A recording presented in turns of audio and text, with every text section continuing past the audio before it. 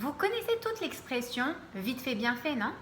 Je ne sais pas pour vous, mais moi j'ai plutôt l'impression que c'est souvent vite fait, mal fait. Se dépêcher pour faire quelque chose ou pas prendre le temps de vivre quelque chose, eh bien souvent ça amène à des résultats pas très satisfaisants. Alors aujourd'hui, je vous propose qu'on continue à étudier ensemble le Tehillim 16, mais en se concentrant davantage sur le verset d'Alet. Alors que nous dit ce verset d'Alet? Yirbu atzvotam, acher maharu. Leurs peines se multiplieront, ceux qui courent après d'autres. Le Me'am Loez donne deux interprétations de ce verset. La première, ils multiplient leurs peines parce qu'ils courent après d'autres. Ce qui veut donc dire que la cause de leur tristesse, c'est le fait qu'ils s'empressent, qu'ils se dépêchent. Et on voit déjà là la première leçon que nous donne le roi David dans ce verset du Tehillim 16.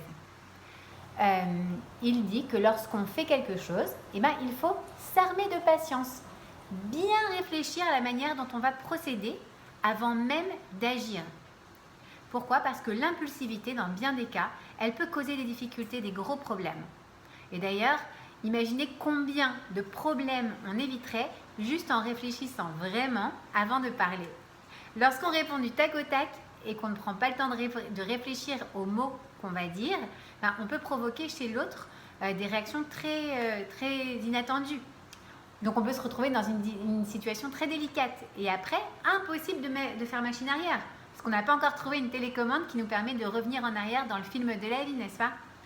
Alors bon, on va prendre un exemple. Est-ce que vous vous souvenez dans le Sefer Shemot, lorsque Tzipora, la femme de Moshe Rabbeinu, vient d'accoucher de leur fils et que Moshe, lui, vient d'accepter la mission d'aller sauver les Hébreux en Égypte, et bien à ce moment-là de l'histoire, Moshe Rabbeinu, lui, connaissait bien sûr la mitzvah de la Brit Mila, puisqu'elle avait été donnée à Abraham bien avant. Et pourtant, lorsque Tzipora accouche de ce bébé garçon, eh bien Moshe décide malgré tout de suite, de prendre la route en courant, en se dépêchant pour aller sauver les Hébreux d'Égypte. Bon alors, on comprend bien sûr qu'il était pressé, puisqu'il avait vu à quel point les Hébreux souffraient en tant qu'esclaves. C'était sûrement donc insupportable pour lui d'attendre même un instant de plus pour aller les sauver. C'est donc ça sûrement qui a motivé son empressement de partir juste après la naissance de son fils. Mais comment c'est possible qu'il n'ait pas attendu d'abord les 8 jours pour pouvoir faire la Brit Mila avant de courir sauver les Hébreux? Que nous dit le Midrash? Qu'en chemin vers Mitzraïm, Moshe et Tzipora se sont trouvés face à un grand serpent. Et ce serpent a englouti Moshe Rabbeinu. Et comment est-ce qu'il s'en est sorti intact? Figurez-vous, c'est Tzipora qui l'a sauvé. Savez-vous comment? Pas en se battant contre le serpent géant, bien sûr, mais ce qu'elle a fait, c'est qu'elle a tout de suite compris que si cette situation arrivait à son mari, c'était lié au fait qu'ils étaient partis vers l'Égypte sans faire la Brit Mila de leur fils. Et donc, qu'est-ce qu'elle a fait? Eh bien, quand elle voit son mari englouti comme ça par le serpent, elle s'empare immédiatement d'un caillou tranchant et elle fait elle-même la Brit Mila à son bébé. Et c'est comme ça que le serpent a finalement relâché Moshe Rabbeinu. Donc, c'est parce que Tzipora a su réparer les conséquences de l'empressement de son mari qu'elle lui a sauvé la vie. Baruch Hashem. Dans notre Tehillim 16, verset d'Alet, David Améler nous prévient. Attention, leurs peines se multiplieront ceux qui courent après d'autres. Si tu t'empresses, si tu ne prends pas le temps de réfléchir avant d'agir, alors tu risques de faire des grandes erreurs. Et pour réparer ces erreurs, ça te prendra beaucoup de temps. Alors, au lieu de perdre ce temps précieux à tenter de réparer ce qui aurait pu être évité, eh bien, réfléchis avant d'agir. Mesure les options qui s'offrent à toi. Imagine les conséquences de chaque option pour éviter de te mettre dans une situation problématique. Alors, comme nous le dit le Me'am Loez, dans ce verset des Tehillim, la première leçon donc que nous venons de tirer, c'est de prendre conscience du grand bénéfice de réfléchir avant d'agir. Et essayons vraiment de nous concentrer sur les pertes potentielles qui auraient pu ou qui pourraient arriver si jamais on se précipitait. D'accord?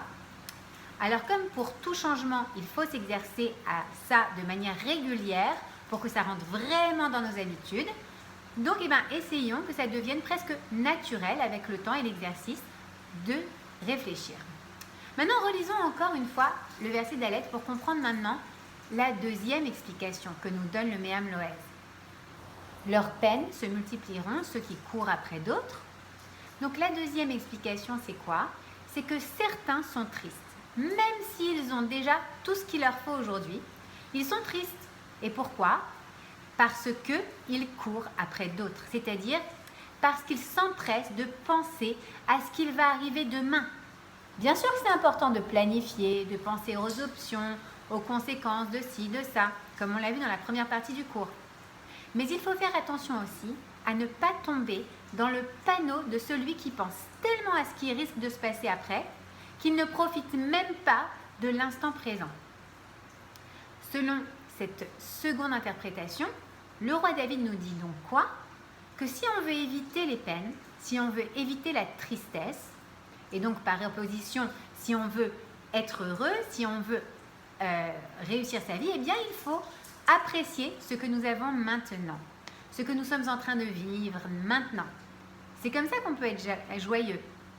Et celui ou celle qui pense sans arrêt, oui, j'ai ça aujourd'hui, mais bon, qui sait ce que j'aurai demain, et le mois d'après, etc. Alors celui-là, il vit une vie d'anxiété, de nervosité. Il n'est jamais dans la quiétude. Il n'a jamais le temps d'apprécier la vie. Or, on l'a vu même dans les rendez-vous précédents, le meilleur moyen de profiter de l'instant présent, c'est d'être conscient de ce que Hachem nous donne en ce moment. D'avoir de la gratitude pour le moment présent, pour l'air qu'on respire, pour les parents qui nous entourent et qui nous encouragent, pour notre mari qui nous aime et qui nous soutient dans la vie, pour nos enfants qui nous apportent tellement de joie, etc. D'accord? En prenant le temps d'apprécier ces petites choses qui sont vraiment des cadeaux d'Hachem. Eh bien, surtout, essayez de ne pas se dépêcher de penser déjà à autre chose que je trouverai le bonheur. Le bonheur, il se trouvera en appréciant les choses que j'ai déjà aujourd'hui, dans le moment présent. À la semaine prochaine.